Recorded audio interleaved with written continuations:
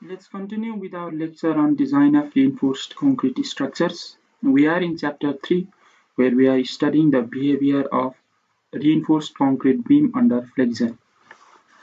We will continue with this chapter, which is our third chapter in this design lecture series, and today we will look at the design of singly reinforced rectangular sections, including how to choose some design parameters. So up to the previous lecture, we discussed on various things regarding the analysis of singly reinforced rectangular sections. We also looked at two such numericals in our previous two lectures, and today we are going to look at the design of singly reinforced rectangular sections. So design means, as we have already discussed before, you are given with the value of the ultimate moment that is acting on your beam, and using this ultimate moment you have to determine various things such as the cross-section dimensions of the beam, the area of steel reinforcement, and concrete and steel grade, or the material that you want to use for concrete and steel. So the results of any design are not particular, rather it is dependent upon the designer. A designer may choose different cross-sectional dimensions, different areas of reinforcement, and different grades of material based on their wish or based on the procedure that they adopt. So we will look at this thing today. So the first thing or the main thing to calculate in the design of our rectangular beam sections is to calculate the cross-sectional dimensions. Cross-sectional dimension means we have breadth and the depth. So the breadth of our rectangular beams, as we will discuss in our upcoming slides also, this is generally determined from architectural considerations. So there are two primary things to determine the breadth of our beam. The first is the architectural considerations, and another is that the breadth should be such that it should ensure the proper housing of our reinforcement. That means if this is our reinforced concrete beam and here we have some tensile steel reinforcement, then the breadth should be such that these three tensile reinforcing bars should be properly housed inside this rectangular section, including for different considerations such as the spacing between these bars, proper nominal cover or proper effective cover. So these two things determine the breadth of our beam, and depth of our beam we calculate from the formula that we will discuss now. So the minimum depth for given ultimate moment is given by the formula that you can see on your screen right now.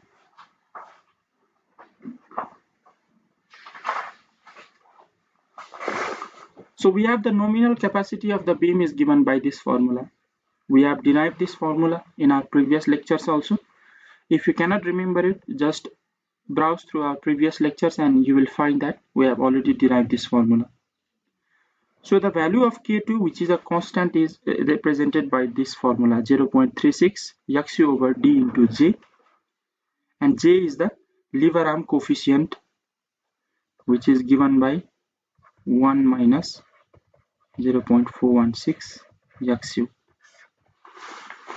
So from this equation, now it's our turn to get the value of D, or the effective depth. So if you rearrange this in terms of D, you will get the value is root over mu upon K2 FCKB. And the value of K2 is dependent on the grade of steel that we have used.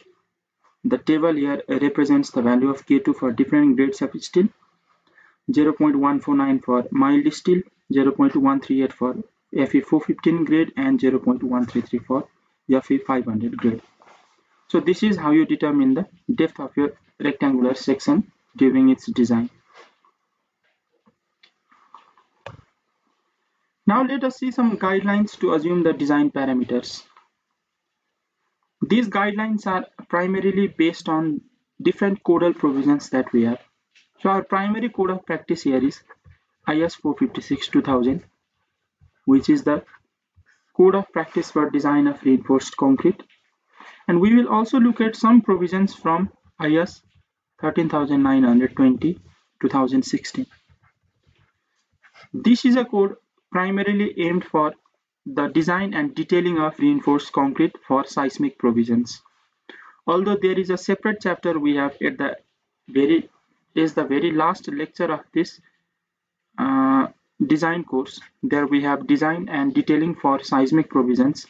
In that chapter, we will again see the provisions in this code in detail, but for now, to assume the design parameters, we will look at some particular provisions from this code also. So the first design parameter is the breadth of the beam. And as we discussed, the breadth of the beam may be fixed on architectural considerations, and also on the fact that the breadth of the beam should be able to properly house the reinforcing bars. The second point here is it is desirable that the width of the beam should be less than or equal to width of its supporting structure like column width or width of the wall. Generally, how our structures are built is that there are these vertical reinforced concrete members which are known as columns. We will discuss the design of columns in this lecture series also, and these two columns are generally connected using a beam. So this, if you look at the plan view, then you can see that if this is our column, then our beam passes in such a way. So it is desirable that the width of this beam should always be either less than or equal to the width of the supporting member. In this case, the supporting member is the column. And also, if these beams are being supported by masonry walls, then also we try to maintain the width of these beams in such a way that it is either equal to or less than the width of the supporting masonry walls. So it has been found that most of the requirements are satisfied with BAs 150, 200, 230, 250 and 300 mm. So these are the dimensions of the width of our beam, which is generally used and which generally satisfies all our design requirements.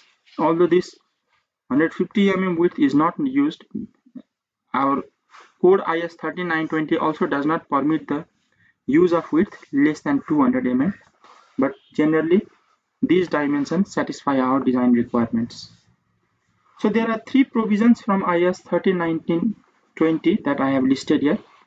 First is that beams shall preferably have width to depth ratio of more than 0.3. That means the B by D ratio should be greater than 0.3. This is from clause 6.1.1. Beam shall not have width less than 200 mm, as we just discussed, and the beam shall not have depth more than 1/4 of the clear span. This is from 6.1.3. So this is about the selection of breadth of the beam. Now another is the depth of the beam. We discussed at the beginning of this lecture our formula to determine the effective depth, which was given by mu over K2 FCK B. So this is during the design phase. When we perform the initial design and when we need to initially estimate the dimensions of our beam, then what are the conditions that are generally followed to determine the depth of our beam? We just discussed about the selection of width of our beam. Now let us see about the selection of depth of our beam.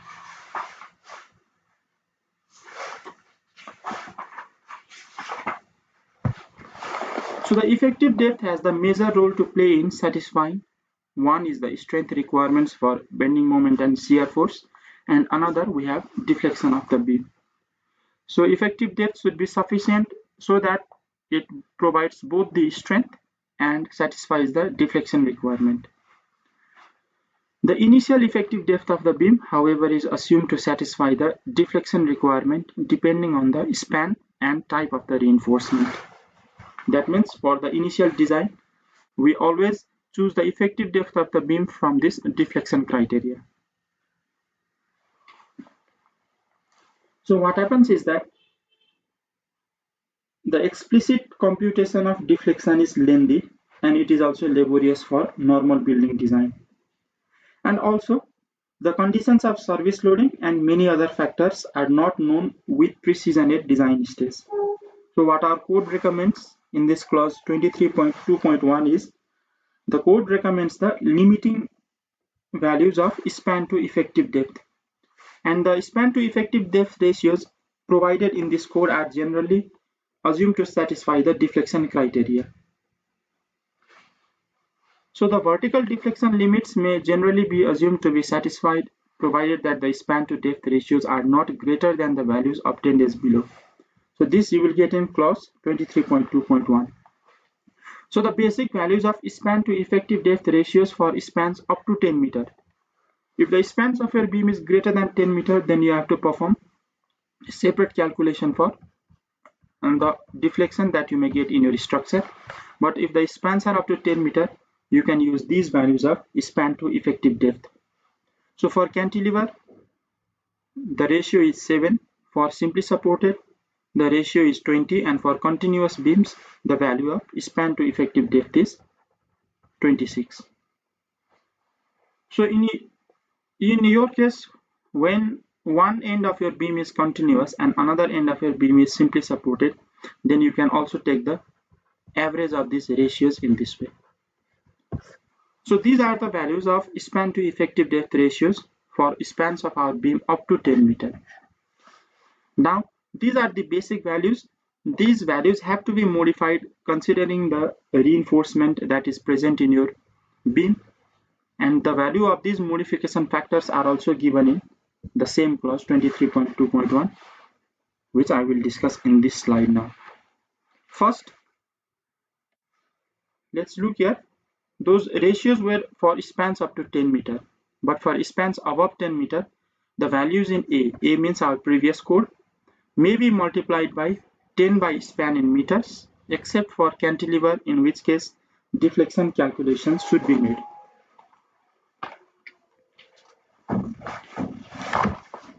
So for this span factor, if your span is up to 10 meter, then this factor need not be used, or you can say that the value of this factor is equal to 1. But for span greater than 10 meter, you have to multiply the value of span to effective depth ratios that you get in A by 10 by span.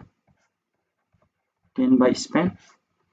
But for cantilever, if its span is greater than 10 meter, then separate deflection calculations should be made. So this is our first modification factor. Now another modification factor is dependent on the area of tensile steel reinforcement. What it says in C is, depending on the area and the stress of steel for tension reinforcement, the values in A or B shall be modified by multiplying with the modification factor obtained as per figure 4. So let's say this span factor is K1. Up to this step B, our span to effective depth ratios is represented by span by D into K1. This K1 will be 1 if the span is less than 10 meter. Now another modification factor is relating to the tensile reinforcement. So what happens is that the deflection of our beams is influenced by the amount of tension reinforcement and the service stress. So the basic span to effective depth ratios which we get from A have to be modified accordingly. And this modification factor is acquired, or we get this modification factor from figure 4. This figure 4 graph is based on the assumption that the service stress in our steel is 0.58 times the characteristic strength of our steel. That is, Fs is equal to 0.58 into Fy. So for a particular value of stress, service stress in our steel, we have different graph. For example, Fs 120, 145, 190, 240, 290. So based on the grade of steel that you have used, you will get the value of Fy, and accordingly you can calculate the value of Fs. Choose a particular curve based on the value of Fs. For example, let us suppose that for now our Fs curve is 240. Get the value of percentage of tensile reinforcement that you have used in our beams. Let us say that for now the percentage of tensile reinforcement is 1.2. Now draw a vertical curve or vertical line from this point 1.2 to the curve that we have just selected, that is the curve for Fs equals to 240, and from this curve now draw a horizontal line to the y-axis. This is the modification factor. This modification factor is nearly equal to, let us say, 0.95 here. This is the modification factor that you get for tensile steel reinforcement. Let us say this factor is K2. Now our span to effective depth ratio factor or ratio becomes, we have into K1 already, now into K2. So this is the modification factor for tensile steel reinforcement. Now another modification factor is dependent on the area of compression reinforcement, as you can see here. So the effect of compression reinforcement is to reduce the shrinkage and creep effects, and reducing those shrinkage and creep effects means this compression reinforcement also reduces the long-term deflection in our beams. So what happens is, as our concrete dries out, our concrete tends to shrink, but this effect is partially restrained in the vicinity of compression reinforcement. So the percentage or the area of compression reinforcement also affects our span to effective depth ratios, and that effect is represented by this figure 5, which presents us the modification factor for compression reinforcement. The same thing is here. First you have to choose the percentage of compression reinforcement, draw a vertical line from that percentage to the curve that you see here, and from this curve draw a horizontal line to the y-axis. You will get the modification factor for compression reinforcement. Let us say this modification factor is K3. Our span to effective depth ratios now becomes into K1, into K2, into K3. And finally, for flanged beams, the values of A or B is to be modified as per figure C. Let us say that our beam is not, we have not considered a flanged beam at present, so we may ignore this modification factor. But if it were flanged beam, then the values of A or B should be modified as per figure 6. We have reduction factor for ratios of span to effective depth for flanged beams. And if we say this modification factor is K4, now finally our span to effective depth ratios becomes span to effective depth ratio that we get from this first clause A into K1, into K2, into K3, into K4. So this becomes our final span to effective depth ratios. From this ratio, we can already know the span of our beam from our architectural diagrams or architectural plans, and using that span and these ratios, you can calculate the value of effective depth. So this is about this selection of depth of the beam. And finally, let us look at another design parameter, which is the amount of steel reinforcement. The amount of steel reinforcement should provide the required tensile force to resist the factored moment of the beam. We already know this. Further, it should satisfy the minimum and maximum percentages of reinforcement requirements also. So it is not sufficient that you have selected a particular amount of steel reinforcement. That amount of steel reinforcement should be greater than the minimum requirement and less than the maximum percentage. So what is the purpose of specifying this minimum requirement of steel reinforcement? It is because we need a certain minimum amount of steel in our concrete beams to account for the effects of creep and shrinkage. So this is one condition. And another condition is that if we have very small amount of steel reinforcement in our beams, a very small amount, then what happens is that the flexural strength of that beam with a very small amount of steel reinforcement may be less than the strength of the same beam without any reinforcement.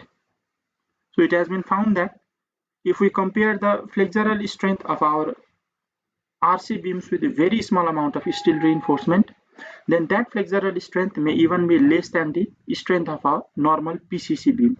That means our concrete beam without any reinforcement. So to not make this happen, or to remove this situation also, we have to use a certain minimum amount of steel in our reinforced concrete beams, and that minimum area of tension reinforcement is given in clause 26.5.1.1 of IS 456.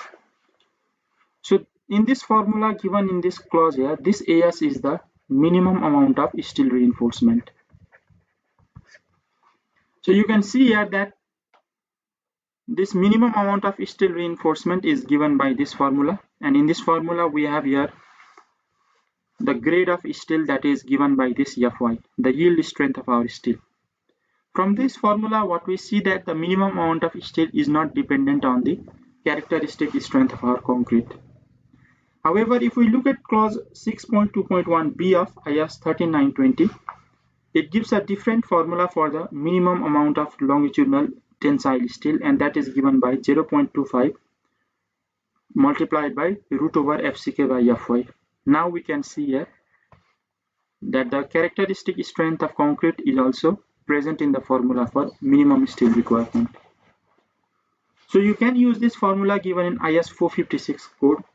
However, remember that for high grade of concrete, then in that case, the amount of this tensile steel reinforcement becomes significant, since it is found that the high grade of concrete, generally over M35 or M40, they are comparatively more brittle in nature than our low grade concrete, for example 25 or 20 megapascal concrete. So in that case, the minimum amount of steel is also affected by the characteristic strength of concrete. Whereas the maximum area of tension reinforcement given in IS 456 clause is 0.04 B into capital D. That means the total depth of our beam. So this 0.04 means it is almost 4% of the gross area of our beam, not the effective area but gross area.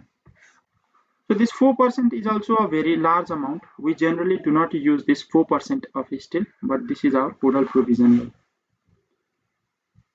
If you compare this 4% with the Codal provision of IS 13920, which says in clause 6.2.2, maximum longitudinal steel ratio provided on any face at any section is 0.025.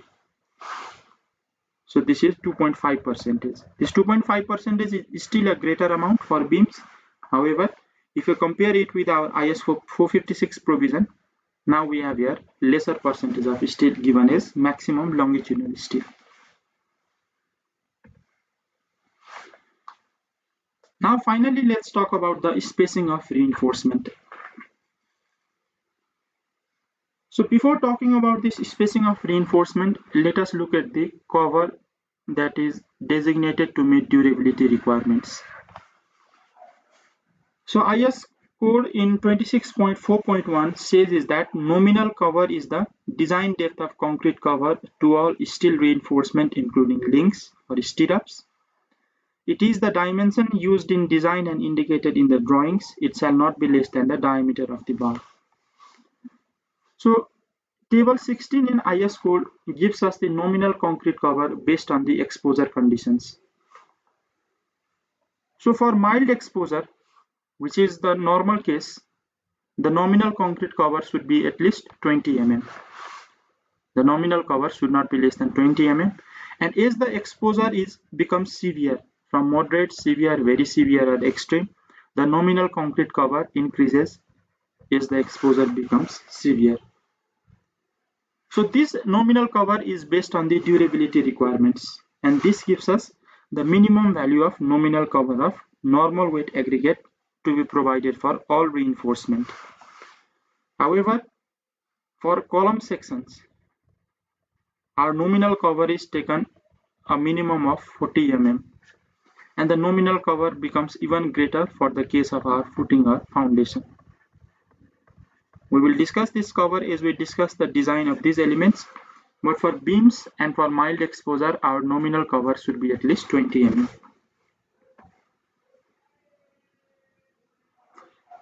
And let's talk about the spacing of reinforcement now. There are two things or two types of spacing. One is the horizontal spacing and another is the vertical spacing. So if a reinforced concrete beam is such that all the required amount of tensile steel reinforcement is present in a single line, and this breadth of the beam is sufficient such that all these tensile reinforcement bars can be provided in a single line, and then in that case we don't need this vertical spacing here. We are only concerned with the horizontal spacing of bars. So clause 26.3.2 says is the horizontal distance between two parallel main reinforcing bars, that means these reinforcement bars here, shall usually be not less than the greatest of the following. So there are three conditions here, and the distance or the horizontal distance between these main reinforcing bars should not be less than the greater of these three. The first is the diameter of the bar if the diameters are equal, the diameter of the larger bar if the diameters are unequal, and 5 mm more than the nominal maximum size of coarse aggregate. Okay, let us say that the maximum diameter of bar used in this, let us say that we have three main parallel reinforcing bars. The two at the edges are of 16 mm diameter and the bar at the center is of 12 mm diameter. Then the diameter of the bar if the diameters are equal is 16 mm out of these two.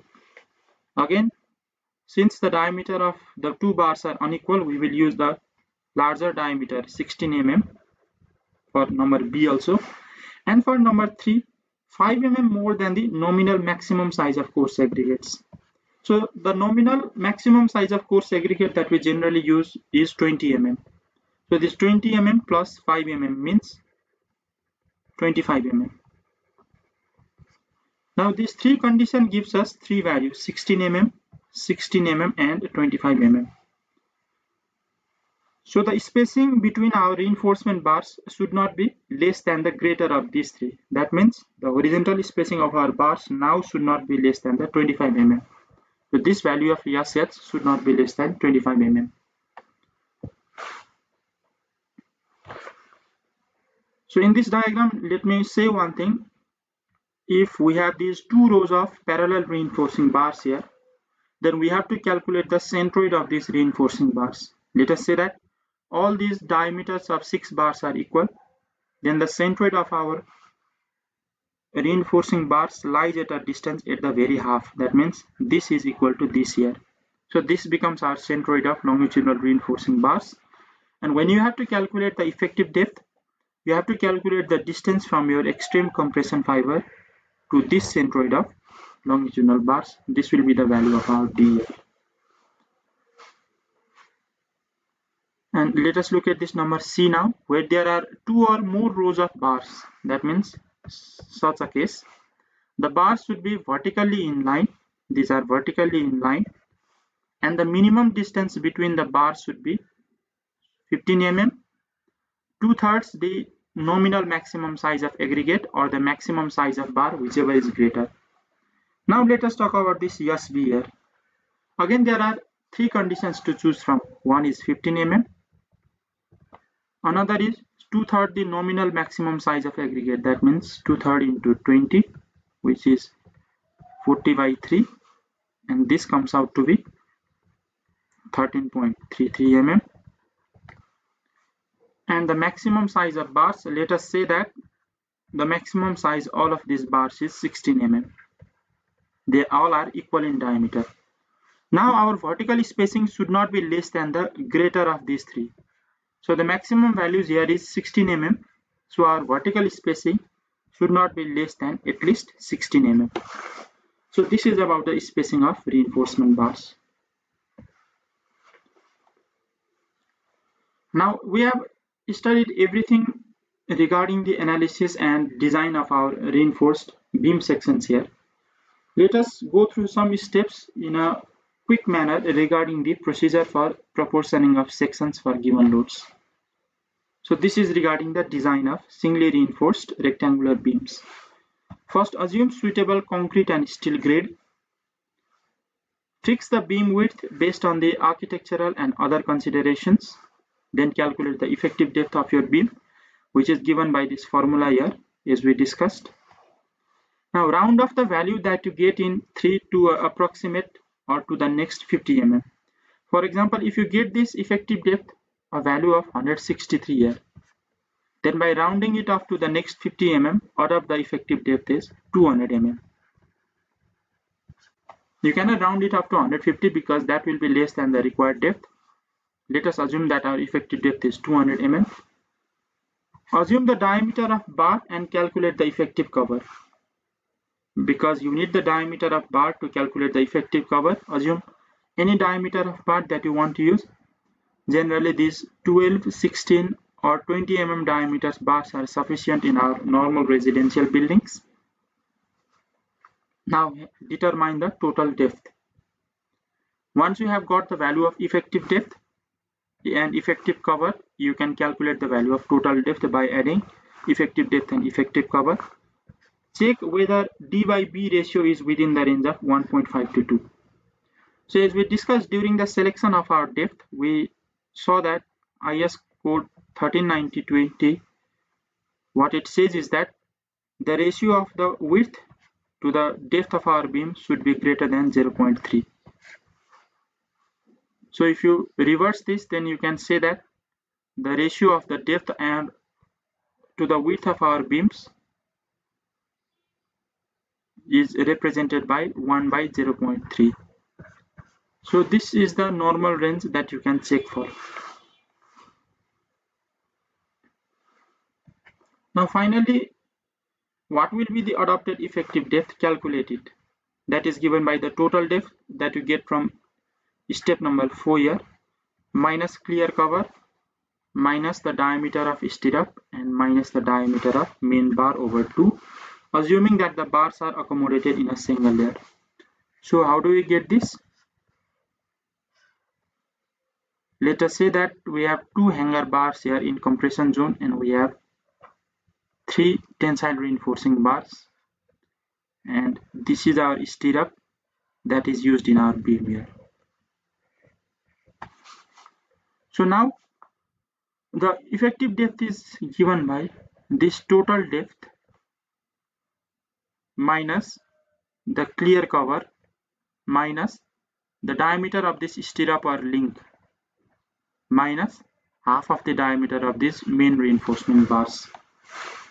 Because the effective depth means from this section to the centroid of these bars or the midline of these bars, subtract this clear cover, diameter of stirrup, and half the diameter of main bar to get the adopted effective depth.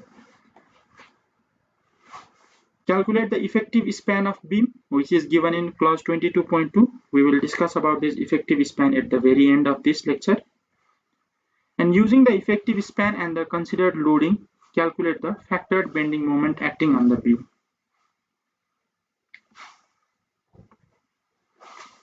Calculate xu by 2 using this formula. The value of xu by d should be less than the limiting value, and find the required area of steel using this formula here. So provide the area of steel equal to or slightly greater than the required area and calculate the required number of bars for the chosen diameter of bar. So if the area of steel that you are going to be used in your beam is AST, then the total number of bars that you have to use is given by AST over the area of one bar. So you can choose any diameter of your bar, for example 12 mm, 16 mm or 20 mm. Calculate the area of these bars by the formula pi by 4 into d square. This will give you the area of one rebar or one bar, and then divide the total area of tensile reinforcement required by the area of one bar. Then you can get the value of the number of reinforcing bar that you require, and check this. Finally check this AST for minimum and maximum area of reinforcement. So even after these 11 steps, there may be other steps regarding the shear design, which we will not see now because there is a separate chapter for design for shear. Similarly, IS code also says is that if we have deep beams, these beams of larger depth, then we may need side face reinforcement like this, not only in the tension and compression zone but also on the side face. So you have to also design for the side face reinforcement beams, reinforcement bars if the depth is greater than the allowed value. So other design steps may be there, but we have only looked at the 11 design steps regarding the design for flexor. And finally, let us look at this effective span of our beam. We saw that we need the effective span and the value of loading to calculate the factored bending moment. So this effective span is given in clause 22.2, which we will be discussing now. The effective span is given for different types of beam or slabs here. For example, for simply supported beam or slab, if our clear span, let us say that our clear span is Ln, then our effective span is given either by clear span plus effective depth of slab or beam d, or center to center distance between supports, whichever is less. So for simply supported beam, either clear span plus effective depth, or the center to center distance between supports, whichever value is less, we adopt that as effective span. For continuous beam, there are two cases. First, if the width of support is less than 1 by 12 times the clear span, then the effective depth will be same as that for simply supported beam, as we just discussed here. But if the width of support is greater than 1 by 12 of the clear span or 600 mm, whichever is less. So if this 1 by 12 of the clear span value comes out to be 550 mm and the width of the support is greater than 550 mm, then there are these three cases to determine the effective span.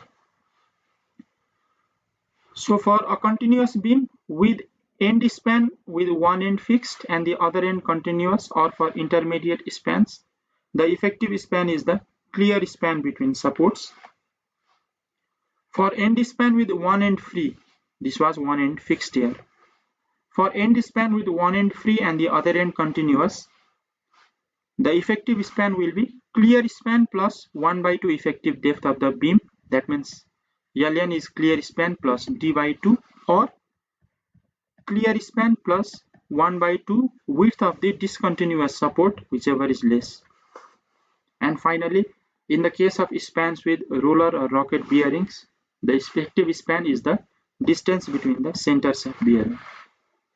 So this is for continuous beam or continuous slab. And finally, for cantilever, the effective span is either length to the face of the support plus 1 by 2 times the effective depth. Not either, there is one condition here. The effective span is length to the face of the support plus 1 by 2 effective depth. But if this cantilever beam forms the end of a continuous beam, then the effective span is only the length to the center of support. So this is about the effective span of beam. So this brings us to the end of today's lecture. In today's lecture, we looked at the design of singly reinforced beam, some guidelines for choosing the design parameters, the steps regarding the proportioning of rectangular beams, and finally, we looked shortly at the calculation of effective span of beam based on our IS code. So in our next lecture, we will see a numerical regarding the design of singly reinforced beam. And from the next lecture onwards, we will look at the design of doubly reinforced beams. So till then, stay safe. We'll meet again soon, and thank you.